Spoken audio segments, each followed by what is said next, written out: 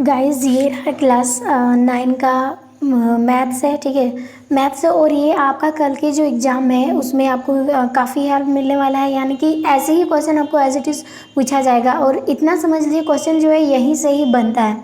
मतलब कि अगर आपने इस वीडियो को लास्ट तक देखा और क्वेश्चन को समझने का प्रयास किया तो मैं आपको इतना मैं कह सकती हूँ, आपका एग्ज़ाम जो है कल को बहुत बेटर जाने वाला है। उसके बाद मैंने और 2 पार्ट जो है आपका बना दिया है, पार्ट 1 और पार्ट 2 वीडियोज़। ये मैथ से रिलेटेड ही बनाया, अगर आपने नहीं देखे हैं तो प्लीज़ उन्हें देख लें और उसका लिंक जो है डिस्क्रिप्शन में दे दूँगी और उन्हें भी चेक कर लेना।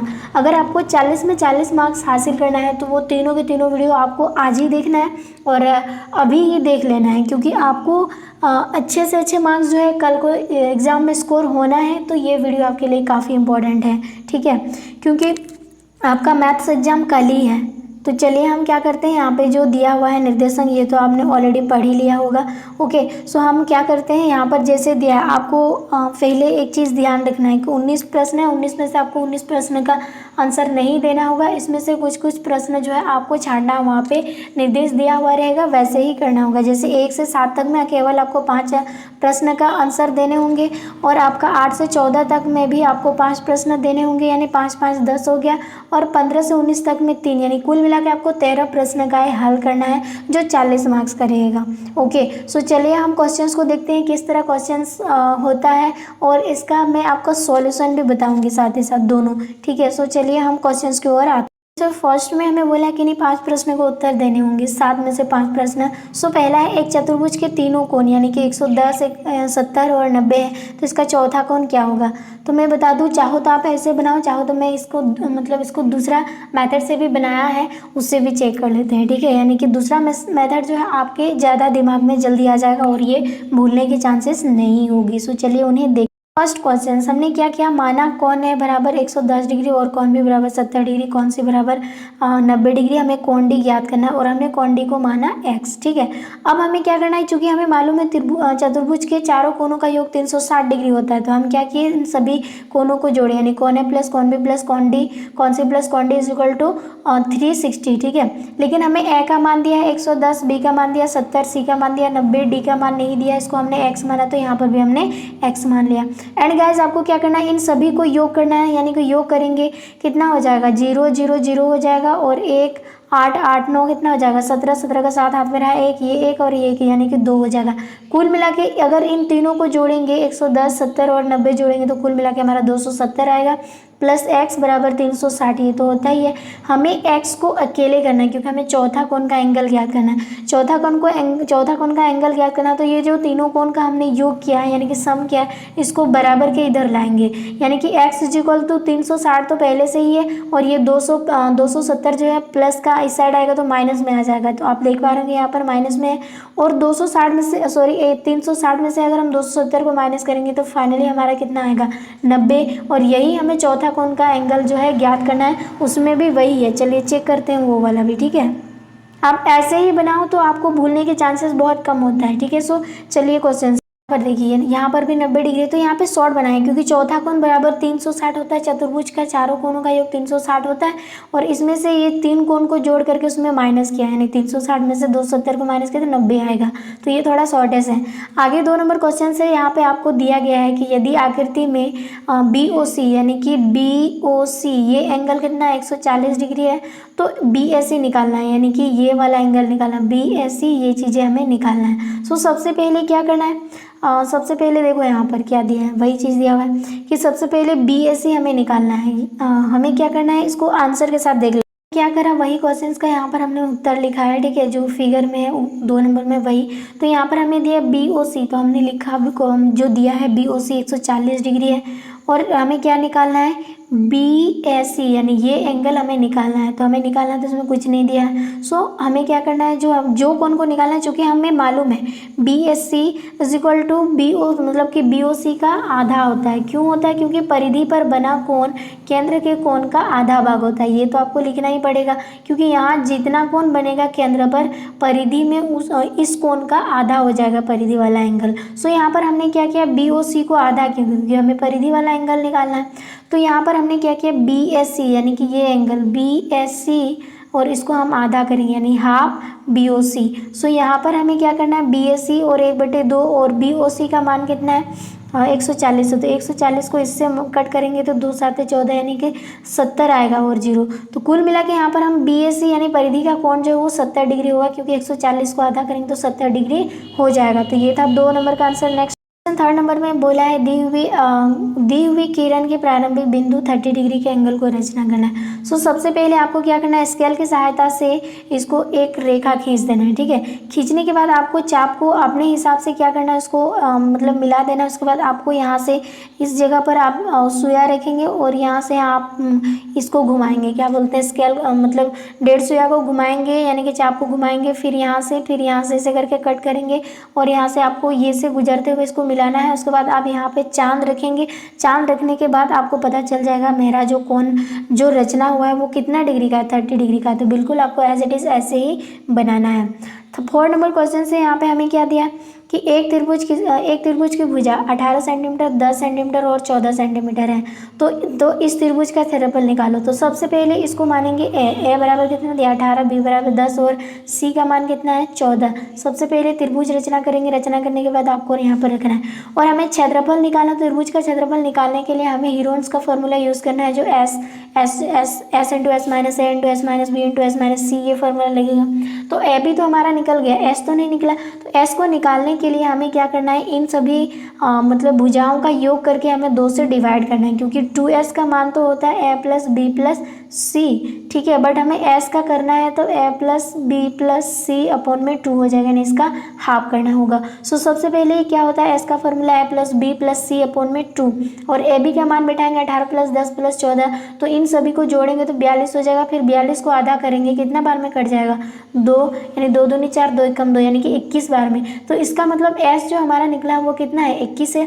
अब हम क्या कर सकते हैं, चूंकि ABC यहाँ पे मान लेंगे, चूंकि ABC का क्षेत्रफल यानी त्रिभुज ABC का क्षेत्रफल होता है s into S minus A into S minus B into S minus C, और s हमारा कितना निकला है 21। तो हमें क्या करना है, s के जगह पर जहाँ जहाँ s है वहाँ 21 लिखेंगे। जैसे यहाँ पर s है तो s के बदले हमने 21 लिखा, फिर से s है ब्रैकेट के अंदर, तो यहाँ पर 21 माइनस a का मान 18 है, फिर 21 माइनस b का मान 10 है, फिर 21 माइनस c का मान 14 है। सो इन सभी को माइनस करने के बाद यहाँ पर जैसे 21 का 21 रहेगा, 21 में से 18 घटाएंगे 3 बचेगा, 21 में से 10 घटाएंगे 11 बचेगा, 21 में से 7 घटाएंगे तो कितना बचेगा, सॉरी 21 में 14 घटाएंगे 7 बचेगा।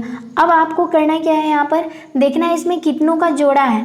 सो हम देख रहे हैं कि सबसे पहले एक यहाँ पे 21 यानी 3 7 21, 3 को भी आपको अभाज्य गुना करना है। 3 7 21 हो गया, यानी इस 21 को 3 7 21 और ये 3 और ये 7 और ये 11 यहाँ पर तो था ही।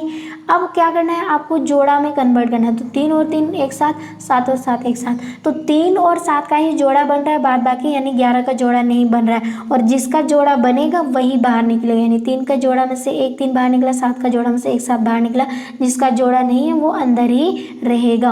तो गाइस यहाँ पर हमारा जो है रूट 11 का जोड़ा नहीं है, इसलिए ये अंदर ही रह गया। और यहाँ पर कितना हो जाएगा 3 7 21 और अंडर रूट 11। तो कुल मिला के हम कह सकते हैं यहाँ पर 21 अंडर रूट 11 सेंटीमीटर स्क्वायर जो है ये हमारा आंसर आ जाएगा फाइनली। उसके बाद 5 नंबर क्वेश्चन में क्या दिया है कि 10, 7, 13, 14 सॉरी 20, और हमें कितना दिया 15 का हमें माध्य ज्ञात करना। सो इसका माध्य ज्ञात करने के लिए हमें एक फार्मूला की जरूरी होगी। फार्मूला मतलब आप डायरेक्ट इसको ऐसे भी निकाल सकते हो कि इसको क्या करना है,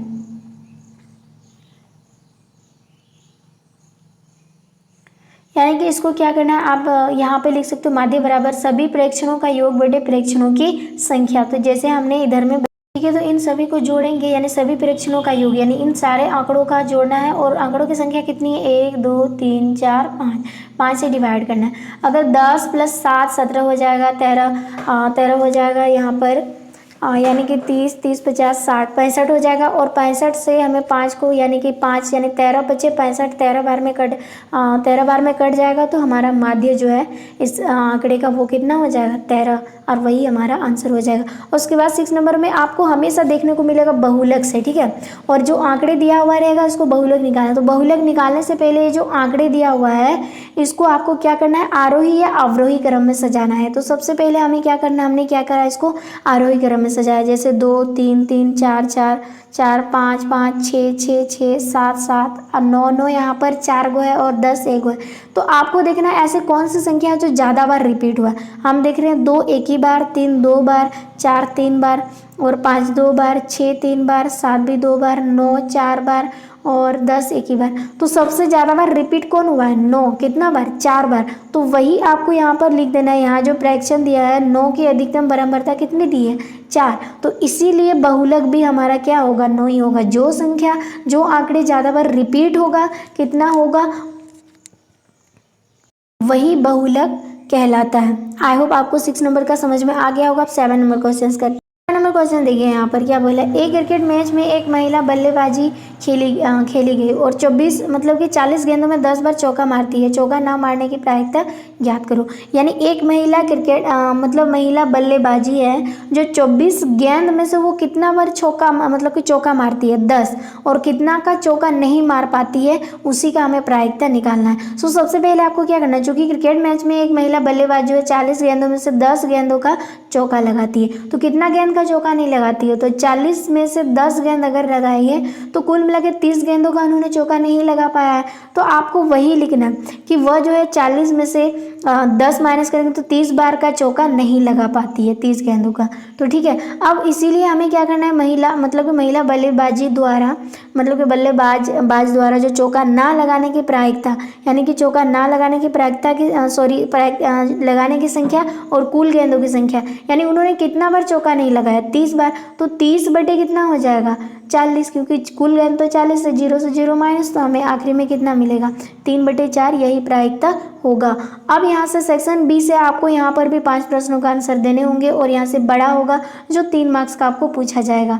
देन गाइस यहाँ पर 8 नंबर क्वेश्चन देखो, यहाँ पे क्या बोला है, दिखाएं कि समांतर चतुर्भुज के विकर्ण एक दूसरे को समद्विभाजित करता है। यानी ये दोनों जो है एक दूसरे को मतलब समद्विभाजित करती है। तो सबसे पहले हमें क्या करना है, इसका आंसर चेक करते हैं। यहाँ पे कुछ बड़ा छोटा दिया है, समझ में आए या ना आए, लेकिन मैं आपको अपने आधार से बताऊंगी और आपको समझना भी चाहिए। ठीक, ये रहा 8 नंबर का क्वेश्चन। ठीक है, जो फिगर बनाया है जैसे ABCD एक समांतर चतुर्भुज है, तो आपको सबसे पहले कुछ भी नहीं सोचना, जो दिया है उसको लिखेंगे तो आपको नंबर मिल ही जाएगा। मान लीजिए 3 नंबर का है और आपने दिया है ठीक ठाक लिखा है तो आपको 1.5 मार्क्स यहाँ से जरूर मिलेगा। ठीक है, यानी कि 1/आधा मार्क जरूर मिलेगा। अगर फिगर के साथ आप अगर दिया हुआ चीज़ों को सही ढंग से लिखते हो तो ये चीज़ें आपको लिखना बहुत ज़्यादा जरूरी है, इसको सीखना भी है। तो सबसे पहले देखो यहाँ पर दिया है, क्या दिया है कि ABCD एक समांतर चतुर्भुज है। अगर ये समांतर चतुर्भुज है तो AB समांतर होगा CD, अगर समांतर है तो बराबर भी होगा। उसी तरह AD समांतर होगा BC, यानी कि AD समांतर BC अगर समांतर है तो बराबर भी होगा। ठीक है, और हमें सिद्ध क्या करना है यहाँ पे, अब आपको करना है सिद्ध क्या करना है, OA बराबर OC और एंड यहाँ पर जैसे दिया है OB बराबर OD। उसके बाद हमें प्रमाण करना है। प्रमाण करेंगे किससे, जैसे यहाँ पर दिया है त्रिभुज AOB और त्रिभुज COD से, यानी कि हम प्रमाण कर सकते हैं त्रिभुज AOB और त्रिभुज मतलब कि COD से। ये त्रिभुज हमें प्रमाण करना है एक दूसरे से कि क्या ये दोनों बराबर है। सो सबसे पहले क्या हो जाएगा, कौन BAO बराबर हो जाएगा DCO, क्योंकि ये दोनों एकांतर कोण है। इसका मतलब यहाँ पर क्या बोला है, कौन BAO यानी कि ये एंगल, इसको हमने 1 माना, और यहाँ पर हो जाएगा DCO, इसको हमने 2 माना। ये दोनों एक दूसरे के बराबर होंगे क्योंकि ये कौन सा कोण है, एकांतर कोण। समांतर चतुर्भुज का एकांतर कोण हमेशा बराबर होता है। दूसरा हम और क्या निकाल सकते हैं, यहाँ से निकाल सकते हैं ABO यानी कि ये वाला जिसको हमने 3 नाम दिया, और यहाँ से हम निकाल सकते हैं DC मतलब CDO और इसको हमने 4 बनाया। ये भी तो एकांतर कोण है जो मतलब एक भुजा के आर पार इधर उधर बना है अंतःकोण। सो ये हो जाएगा एकांतर अंतःकोण, ये भी एकांतर अंतःकोण हो जाएगा। दूसरी इस त्रिभुज में और हमें क्या चीज़ दिख रहा है, यानी कि AB बराबर CD, ये तो सम्मुख भुजा है और सम्मुख भुजा हमेशा बराबर होता है क्योंकि हमने ऑलरेडी देख चुके हैं कि AB बराबर CD ये सम्मुख भुजा है। तो हमें 3 चीज़ें जरूरी था और हम 3 चीज़ें पा लिए, एंगल और साइड। सो यहाँ से जो हमारा त्रिभुज यानी कि ABO कॉन्ग्रुएंस होंगे COD किससे, एंगल साइड एंगल से। तो ये प्रूव हो गया। लेकिन हमें और क्या चीज़ करना है कि ये चीज़ हमें दिखा देना है। तो जब ये एक दूसरे के कॉन्ग्रेंस हो गए तो ये भी ऑब्वियसली ओ ए बराबर ओ सी और ओ बी बराबर ओ डी होगा, और यही चीज़ हमें यहाँ पे क्या करना था, प्रूव करना था। ये तो हो गया। अब नेक्स्ट क्वेश्चन है, आकृति में एबीसीडी एक समांतर चतुर्भुज है और ए ई लंब होगा डीसी पर, यानी ए ई लंब है डीसी पर जो 90 डिग्री बना है, और सी एफ लंब होगा एडी पर। यदि ए बी यानी ए बी का मान 16 सेंटीमीटर है और ए ई का मान कितना है, 8 सेंटीमीटर है, तो हमें, और यहाँ पर दिया है सी एफ का मान 10 सेंटीमीटर है, तो हमें ए डी का मान निकालना है, यानी इसका मान हमें निकालना है। सो सबसे पहले आपको क्या करना है, जो चीज़ दिया हुआ है उन चीज़ को तो आपको मतलब बारीकी से लिखना पड़ेगा, तभी आपका नंबर अच्छे से अच्छे मार्क्स आएगा। ठीक है, तो सबसे पहले जो दिया है कि ए बी सी डी क्या है, एक समांतर चतुर्भुज है। उसके बाद समांतर चतुर्भुज है तो ए बी समांतर होगा, यानी कि ए बी समांतर होगा बी सी, और सॉरी ए बी समांतर होगा, यानी ए बी समांतर होगा हमारा सी डी, और ए डी समांतर होगा बी सी। ये चीज़ तो आपको देखना ही पड़ेगा। इसका नेक्स्ट देखते हैं, हमें क्या दिया है। उसके बाद दिया है ई ए, मतलब कि ई मतलब ए ई जो लंब होगा सी डी पर और सी एफ लंब होगा ए डी पर। और हमें क्या क्या चीज़ें दिया है, ए बी 16 सेंटीमीटर, ए ई दिया है 8 सेंटीमीटर, तो हमें सी एफ भी दिया है 10 सेंटीमीटर, बट हमें निकालना है ए डी का मान। तो सबसे पहले हम जानते हैं कि समांतर चतुर्भुज का क्षेत्रफल होता है आधार गुना शीर्ष लंब। तो आधार हमने कितना माना, तो यहाँ पर हमने माना सी डी हमारा आधार है, तो ए ई इसका शीर्ष लंब होगा। और एक चीज़ आपको ध्यान रखना है कि सी डी के बदले हम ए बी लगा सकते हैं। क्यों ए बी लगा सकते हैं, क्योंकि सी डी और ए बी और सी डी एक दूसरे के बराबर है, तो हम सी डी के बदले में हम ए ई यूज़ किए, और ए ई यूज़ किए। ए बी का मान, क्योंकि हमें ए बी इसीलिए यूज़ किए क्योंकि ए बी का मान हमें दिया है 16 सेंटीमीटर और ए ई का 8 सेंटीमीटर है। तो कुल मिला के 16 और 8 को गुना करेंगे 128 सेंटीमीटर होगा। लेकिन और हमें क्या करना है, समांतर चतुर्भुज का क्षेत्रफल अब हम करेंगे ए डी, क्योंकि इस साइड में ए डी था, ए डी गुना शीर्ष लंब यानी कि सी एफ का 10 सेंटीमीटर है, ए डी का मान हमें निकालना है। और समांतर चतुर्भुज जो है, एक ही समांतर चतुर्भुज है तो क्षेत्रफल भी एक ही होगा, यानी 128 सेंटीमीटर जो अभी भी हमने निकाला। तो डी का मान, ए डी का मान निकालना है, और 10 गुना में तो वो इधर आ जाएगा तो बट्टे में चला जाएगा। सो आप चाहो तो इसको क्या कर सकते हो, यानी कि इसको 28 है यहाँ पर, 120 नहीं होगा, यहाँ पर कितना है 28 हो जाएगा। और इसको 10 से डिवाइड करेंगे तो 12.8 सेंटीमीटर हो जाएगा जो ए डी का मान। सो आपका फाइनली आंसर जो है ए डी का मान कितना हो जाएगा, 12.8 सेंटीमीटर, और यही आपको निकालना था। नेक्स्ट नंबर क्वेश्चन, इसमें बोला सिद्ध करें कि वृत्त की जीवाओं द्वारा केंद्र पर अंतरित कोण बराबर होता है हो तो जीवा बराबर होती है। तो यहाँ पर आपको जो चीज़ दिया है भाई ये इधर उधर का दिया है, तो मैं इतना मतलब आपको इतना कठिन नहीं दूंगी, जो आप समझ सको ऐसे क्वेश्चन में आपको बताऊंगी। तो चलिए क्वेश्चन का आंसर की ओर आते। रहा 10 नंबर, जो यहाँ पर आपको फिगर दिख रहा है, यानी कि वृत्त दिख रहे हैं और इसमें 2 त्रिभुज दिया हुआ है अंदर में। तो यहाँ पर क्या करना है, सबसे पहले जो दिया है, यानी कि दिया है वृत्त की 2 जीवाएं, कौन कौन सा, एक तो ए बी है और एक पी क्यू है। ठीक है, ये जीवाएं हैं। उसके बाद हमें ये चीज़ भी दिया है कि ए ओ बी यानी ये एंगल और ये एंगल यानी कि पी ओ क्यू एक दूसरे के बराबर है। तो हमें सिद्ध क्या करना है, सिद्ध करना है कि ए बी बराबर पी क्यू, यानी ये जो जीवाएं हैं क्या एक दूसरे के बराबर होंगे। सो आपको क्या करना है, प्रमाण करना है। प्रमाण में ए ओ बी तथा पी क्यू आर में, तो ए ओ बी में पी क्यू आर में क्या हम देख रहे हैं कि ये वाला ये भुजा और ये भुजा एक दूसरे के बराबर है, साथ ही साथ ये उस वृत्त की त्रिज्या भी है। तो हमने वही करा, क्या करे हैं कि ओ पी बराबर मतलब ओ ए बराबर ओ पी, क्योंकि ये वृत्त की त्रिज्या है यानी आर है, और इसको हम साइड ले सकते हैं। दूसरा बी मतलब ओ बी बराबर ओ क्यू, ये भी वृत्त की त्रिज्या है, इसको भी साइड ले सकते हैं। और हमें ये चीज़ दिया है कि ए ओ बी यानी कोण A O B is equal to हो जाएगा कोण पी ओ क्यू, और ये चीज़ हमें दिया हुआ है। सो हमें 3 चीज़ें पता चल गई, तो हम निकाल सकते हैं यहाँ पर त्रिभुज ए ओ बी कॉन्ग्रेंस होंगे त्रिभुज पी क्यू आर। तो किससे ये हुआ, साइड एंगल साइड से। तो ये भी मतलब सी पी सी डी यानी संगत भुजा हमेशा बराबर होती है। तो हमारा आंसर यहाँ पर हो जाएगा कि ए बी, इसीलिए ए बी बराबर पी क्यू, ये सी पी सी डी से क्या हो जाएगा, प्रूव्ड हो जाएगा। तो इस तरह आपको इसका आंसर लिखने होंगे। नेक्स्ट क्वेश्चन की ओर नंबर क्वेश्चन, इसमें बोला आकृति में कोण ए बी सी 69 डिग्रीज है और ए सी बी जो है 31 डिग्रीज है। तो बी डी सी यानी कि ये वाला एंगल हमें निकालना है। सो सबसे पहले हम क्या करते हैं, यहाँ पर जो दिया है इसको ना दे करके हम दूसरी चीज़ों को देखते हैं। चलिए ठीक है, इसका आंसर यहाँ पे थोड़ा लंबा चौड़ा इससे भी समझ सकते हो, लेकिन मैंने आपके लिए और आसान तरीके से समझाने का प्रयास करा। यहाँ पर जो दिया है उसको पहले आपको लिखना है। दिया है ए मतलब कि जैसे दिया है यहाँ पर ABC, इसका एंगल कितना दिया 69, और ACB दिया है यहाँ पर कितना 31 डिग्रीज। हमें निकालना है BDC, यानी BDC इस एंगल को निकालना है। सो सबसे पहले हमें क्या करना है, इस त्रिभुज में लेते हैं, यानी कि पूरा पूरा त्रिभुज हम किसको लेते हैं, ABC, क्योंकि यहाँ पे दो एंगल मिल रहा है तो एक एंगल निकालने के लिए हमें त्रिभुज के अंतकोणों का योग को अपनाना होगा, गुण को, ठीक है। तो त्रिभुज ABC में हम क्या करेंगे, इन सभी कोण को जोड़ेंगे, यानी कि BSC प्लस में BS, यानी कि यहाँ से हम निकाल सकते हैं ABC प्लस में BSC प्लस BCA, यही हमने करा। और ये कितना का होता है 180 डिग्री, क्योंकि त्रिभुज के तीनों अंतकोणों का योग का नियम है। लेकिन हमें AB का मान हमें दिया है, ठीक है, मान हमें दिया है कितना, बी का मान दिया है 69 और ए का मान तो नहीं दिया है, तो बी ऐसे एज इट इज रखेंगे, और यहाँ सी का मान दिया है 31 डिग्री और ये हो जाएगा 180 डिग्री। अगर हम इन दोनों को जोड़ेंगे तो 100 डिग्री होगा, और इधर BSC, हमें BSC का मान निकालना है, ए का मान निकालना है। तो ए का मान निकालने के लिए 180 में से हम इधर का 100 ले जाएंगे, माइनस हो जाएगा, तो फाइनली हमारा कितना निकलेगा 80। तो BSC का मान कितना हो जाएगा 80 डिग्री, यानी कि ये वाला एंगल का माप कितना हो जाएगा 80 डिग्री।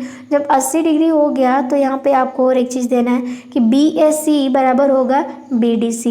इसका मतलब ये एंगल और ये एंगल एक दूसरे के बराबर होंगे। क्यों बराबर होंगे, यहाँ पर इसका रीजन भी लिखा गया है कि चूंकि एक ही वृत्तखंड में, यानी कि वृत्तखंड में बना कोण हमेशा क्या होता है, बराबर होता है। इसका मतलब ए जितना होगा D भी उतना ही होगा, यानी कि 80 डिग्री होगा।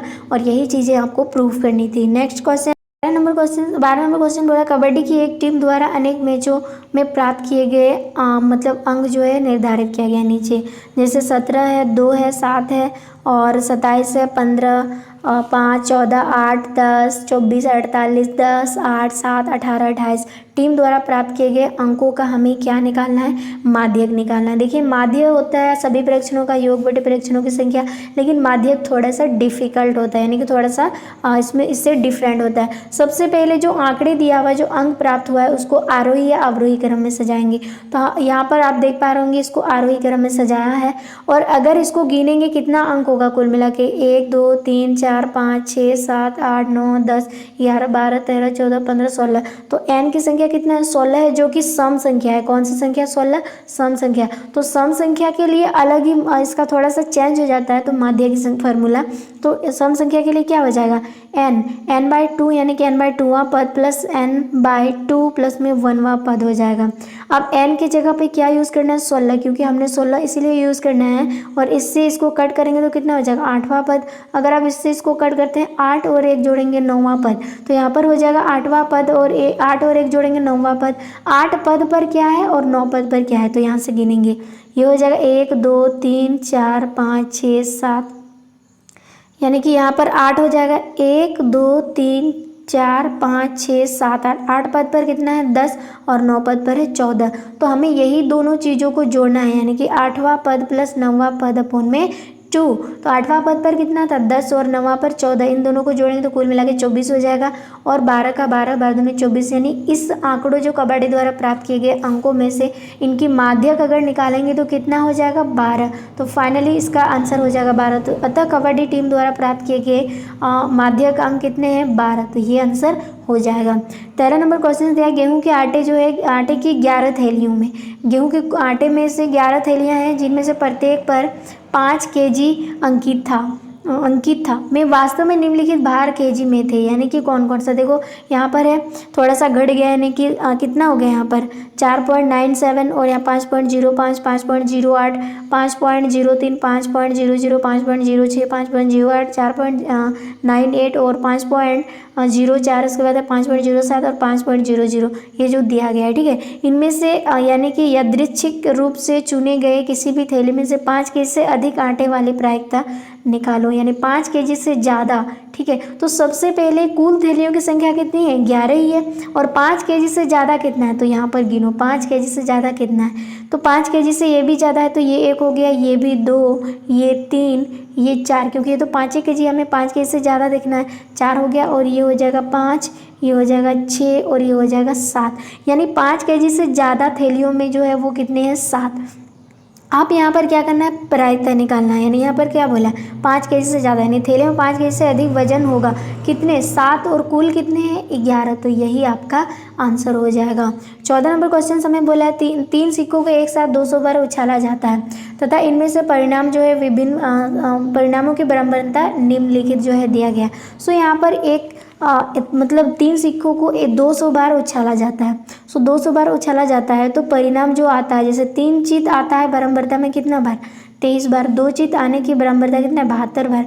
1 चित आने की बराबरता कितना है, मतलब या तो तीनों का तीनों चित आ सकता है तीनों सिक्कों में, या तो 2 चित एक अलग आ सकता है, या 1 चित आ सकता है, या इनमें से कोई भी चित नहीं भी आ सकता है। तो कोई भी चित नहीं आने की बराबरता कितनी है, 28। तो हमें क्या करना है, मतलब यहाँ पर हमें बोला है तो 3 चित एवं कोई चित मतलब नहीं आने की प्रायिकता आपको ज्ञात करना है। तो सबसे पहले आपको क्या करना है, चूंकि 3 सिक्के एक साथ उछाला जाता है वो भी 200 बार, तो कुल संभावित परिणामों की संख्या तो 200 ही होगा। और 3 चित आने की प्रायिकता यहाँ पर 23 दिया है कि 3 चित आने की संख्या बटे कुल संख्या, तो 23, 3 चित आने की और कुल संख्या 200 है, तो यही इसका बराबरता हो जाएगा। और इससे कोई चित आने की प्रायिकता, यानी कोई चित नहीं आने की प्रायिकता, तो यहाँ पर लिखना है कोई चित नहीं आने की संख्या और बटे कुल संख्या। तो कोई चित नहीं आया कितना, 28, और इसको 200 तो कुल संख्या। अगर हम चाहे तो इसको काट सकते हैं 4 से, जैसे 4 सत्ते 28 और यहाँ पर 4 पंचे 20 और 1 0, यानी कि यहाँ पर हो जाएगा 7/50 जो है ये इसका आंसर हो जाएगा फाइनली। उसके बाद आपको दीर्घ प्रश्न उत्तर जो कि आपको 5 मार्क्स का देना होगा और लगभग आपको 100 शब्दों में आंसर करने होंगे। ओके, सो यहाँ पर देखो आंसर हम कैसे कर सकते हैं। सबसे पहले ये जो दिया है, सिद्ध करें कि किसी मतलब कि त्रिभुज के 2 भुजाओं के मध्य बिंदुओं को मिलाने वाले रेखाखंड तीसरी भुजा के समांतर होती है। तो सबसे पहले हमें क्या करना है, चित्र बनाना है, फिगर बनाना है। तो चलिए, नहीं यहाँ पर आपको फिगर दिख ही रहा होगा, ठीक है। ये ई है और ये एफ है और ये डी है, ये सी है, ये बी है और ये हमारा ए है, और यहाँ से यहाँ की दूरी, और इसको हमने रचना करा है, ठीक है। तो सबसे पहले दिया है कि ए बी सी एक त्रिभुज है जिसमें भुजा ए बी और ए सी, यानी ए बी और ए सी के मध्य बिंदु क्या है, ई और एफ है, यानी ए बी और यानी ई और एफ ये मध्य बिंदु है। उसके बाद आपको सीधी, यानी कि हमें सीधी क्या करने बोला है, यहाँ पर ई एफ समांतर होगा बी सी, ठीक है। ई एफ समांतर होगा बी सी। तो सबसे पहले हमें क्या करना है, रचना से हमने रचना कर, यानी कि ई एफ को डी तक बढ़ाया गया। जो ई एफ है, ये ई एफ है, इसको हमने कहाँ तक बढ़ाया, डी तक, और इसमें डी और सी को मिलाया गया, बढ़ाया गया। साथ ही जो ई एफ और डी एफ था तथा हमने डी को सी से मिलाया, ठीक है। उसके बाद हमें प्रमाण करना है कि त्रिभुज ए ई एफ और सी डी एफ में, यानी कि हमें कौन कौन से त्रिभुज लेने होंगे। एक त्रिभुज हम इसको ले सकते हैं, एक त्रिभुज हम इसको ले सकते हैं, ठीक है। उसके बाद यहाँ पर क्या किया, ये चीज़ यानी ए एफ और सी एफ ये तो हमें दिया हुआ है क्योंकि दोनों बराबर है, और ई एफ और डी एफ इसको तो हमने रचना करा है तो रचना से हो जाएगा, और ए एफ ई और सी डी एफ ये शीर्षाभिमुख कोण है। इसका मतलब ये एंगल और ये एंगल एक दूसरे के बराबर है क्योंकि ये शीर्षाभिमुख समूह कोण है, शीर्षाभिमुख कोण है। सो यहाँ से हमें 3 चीज़ें मिल गई, तो हम यहाँ से कर सकते हैं त्रिभुज ए ई एफ कांग्रेस होंगे त्रिभुज सी डी एफ, और ये किससे होगा, साइड एंगल साइड से। तो आगे यहाँ पर ए ई और सी डी भी बराबर होगा किससे, सी पी सी टी से। बट यहाँ पर आपको क्या चीज़ ध्यान देना है, ए ई बराबर बी ई और बी ई बराबर होगा सी डी। तो हम कह सकते हैं गाइस यहाँ पर जो हमारा फाइनल, तो हम कह सकते हैं बी सी डी एक समांतर चतुर्भुज है, बी सी डी एक समांतर चतुर्भुज है, तो ई एफ समांतर बी सी भी होगा क्योंकि ये ऑलरेडी समांतर हो चुका है। अब नेक्स्ट क्वेश्चन इसमें दिया है त्रिभुज ए बी सी में ई माध्यिका ए डी का मध्य बिंदु है, तो दर्शाइए कि एरिया मतलब कि एरिया बी ई डी बराबर होगा 1/4 एरिया ए बी सी के। तो चलिए इन्हें देखते हैं। नंबर का यहाँ पर जो है आपको ये फिगर दिख रहा है, सो यहाँ पर हमें जो चीज़ दिया है उसको देने होंगे। तो त्रिभुज ए बी सी है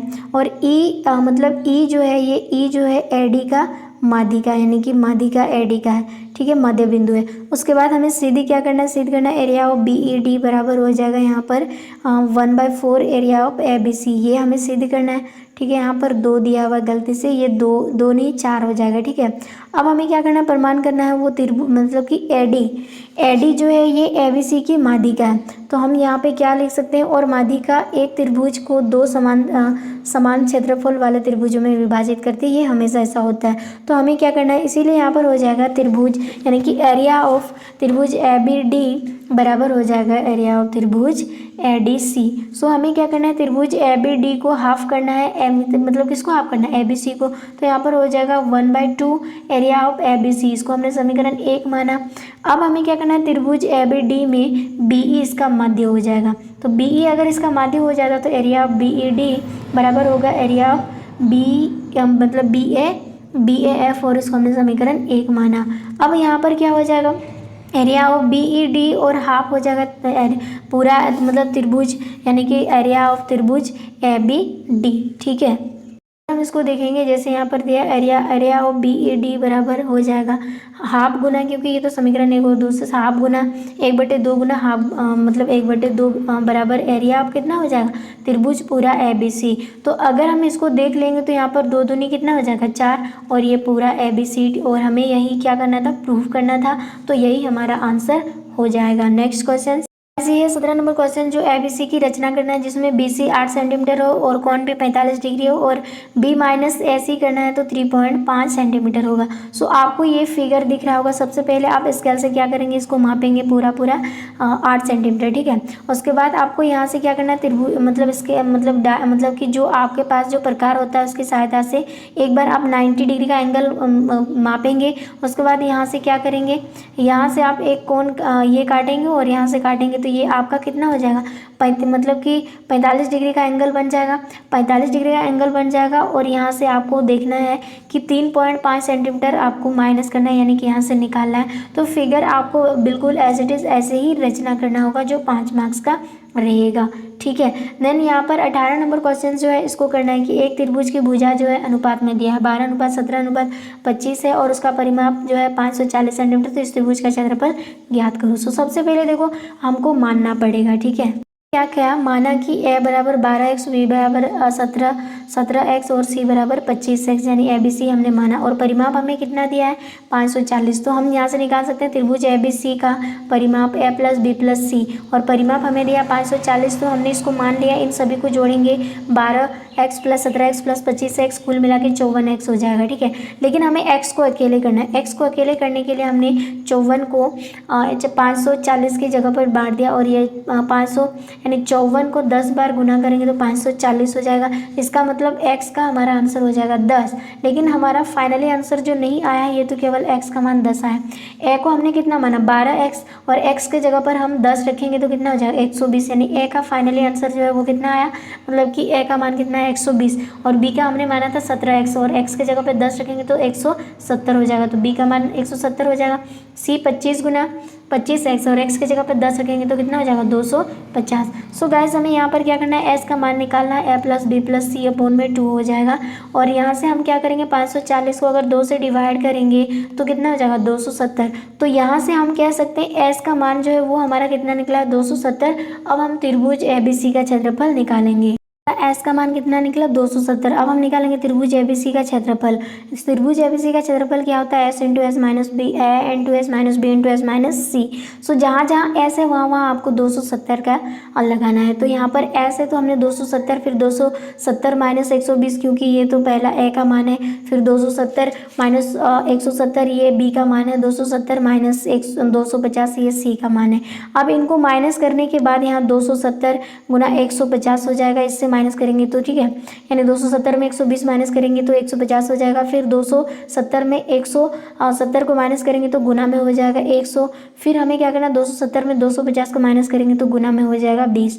अब आपको करना क्या है कि आपको यहाँ पर करना क्या है कि जो 27 है ये इसका अभाज्य गुणनखंड करना है, यानी 27 दो मतलब कि 270 है तो 3 तिया 9, 9 तिया 27 हो गया, और 10 बार गुना करेंगे तो 270 आ जाएगा। उसी तरह आपको 150 भी करना है। यहाँ पे 10 गुना 3 पचे 15, और 15 को 10 बार गुना करेंगे 150 हो जाएगा। फिर 10.100 और 2 दूनी 4, 4 पंचे 20। आप पूछोगे इतना बड़ा बड़ा क्यों किए, क्योंकि हमें ना क्या करना है, जोड़ा में बनाना है, इसीलिए हमें ऐसा करना पड़ रहा है। ठीक है, तो यहाँ पर देखो ये 3 का जोड़ा बन गया, ये 10 का जोड़ा बन गया, ये भी 10 का जोड़ा बन गया, ये 2 का जोड़ा, ये 5 का जोड़ा, और यहाँ से ये 3 का जोड़ा, यानी सभी का जोड़ा बन गया। 2 का भी जोड़ा, 3 का यहाँ पर 2 होगा। ठीक है, 3 नहीं होगा, 2 और यहाँ 5 का। तो जितना भी जोड़ा है सभी का एक एक निकलेगा। 2 से निकला, 3 से निकला, फिर से 3, फिर 5, फिर 10, अब फिर से 10, यानी 10 2 बार जोड़ा बन चुका है। तो यहाँ से अगर आप इन सभी को गुना करके मिलान करोगे तो आपको फाइनली आंसर कितना हो जाएगा, 9000 सेंटीमीटर स्क्वायर मिलेगा। अब 19 नंबर क्वेश्चन से और इसका लास्ट क्वेश्चन से और एग्जाम से बस इतना ही क्वेश्चन आपसे पूछा जाएगा, इससे बाहर आपको नहीं पूछा जाएगा। जो मैं आपको तीनों सेट एक साथ यानी कि तीनों वीडियो जो है एक साथ देने वाले हूँ, यानी कि आपको प्लेलिस्ट में चेक करना है, उसको भी देखना है, ठीक है। सो 19 नंबर दिया गया है कि निम्नलिखित आंकड़ों में से एक वर्गीकृत बराबरता बंटन सारणी बनाएं जिसका वर्ग अंतराल 30 से 40 और 40 से 50 यानी 10-10 का अंतर आपको रखना है। सो यहाँ पर देखो जो हमें आंकड़े दिया हुआ है, ठीक है, इन आंकड़ों को बराबरता सारणी के द्वारा हमें क्या करना है, बनाना है। सो सबसे पहले वर्ग अंतराल कितना से बोला है, 30 से 40, 40 से 50, 50 से 60, 60 से 70, 70 से 80 और 80 से 90, 90 से 100, 100 से 110, 110 से 120। यहाँ पर देखो कितना कितना है, 110, 100 तक है। सो सबसे पहले 30 से 40 तक कितने हैं, 30 से 40 तक कितने हैं, तो आप देखो 30 से 40 तक में कितने नंबर हैं, 30 से 40 तक में 3 है तो मिलान चिन्ह 3 हो जाएगा, यानी टेली मार्क 3 हो जाएगा, तो बराबरता भी 3 हो जाएगा। उसके बाद 40 से 50 तक में कितना है उसको आपको देखना होगा। सो यहाँ पर देखो 40 से 50 तक, सो 40 से 50 तक में हमें 6 मिला, एक तो ये 1 2 3 4 5 6, तो यहाँ पर टेली मार्क में क्या हो जाएगा, 1 2 3 4 5 और 1 6, तो बराबरता कितना हो जाएगा, 6। उसी तरह आपको 50 से 60 तक में कितने हैं इनको लेकर चलना है। प्लीज़ आपको ध्यान रखना 50 तो लेके चलना है लेकिन 60 हम नहीं ले सकते हैं, ठीक है। तो देखते हैं यहाँ पर कितना है, 50 से 60 तक में 1 हो गया, एक यहाँ पर हो गया, एक और किधर है, एक हो गया, 2 और 2 हो गया, 3, हमें 3 मिला, तो 3 ही होगा। देखिए 40 से 60 के बीच में कितने हैं, 3, तो बराबरता पे 3 होगा। अब मतलब 60 से 70 के बीच में 60 लेके चलना है लेकिन 70 नहीं ले सकते हो, 60 यानी कुल मिला के कितना हो जाएगा यहाँ पर 60 से 70 के बीच में आप देख लेंगे तो कितना हो जाएगा, 6, तो बराबरता भी 6 हो जाएगा। 70 से 80 के बीच में 5 है तो बराबरता भी 5 हो जाएंगे, और 80 से 90 के बीच में 2 है तो बराबरता भी 2 होंगे, और 90 से 100 तक में टेली मार्क 2 है तो आपका बराबरता भी 2 होगा। 100 से 110 के बीच में 2 है तो ये भी 2, और 110 से 120 के बीच में 1 है तो कुल मिला के यहाँ पर 1 ही होगा। अगर हम इन सभी बराबरता को योग करेंगे तो कुल मिला के आपके आंसर जो है 30, और यही आपको दर्शा देना था, और 5 मार्क्स ऐसे ही आपको मिल जाएगा। तो गाइस ये वीडियो आपको कैसे लगी, अगर वीडियो अच्छी लगी और हेल्पफुल है तो प्लीज़ चैनल को सब्सक्राइब करना, लाइक करना और दोस्तों को शेयर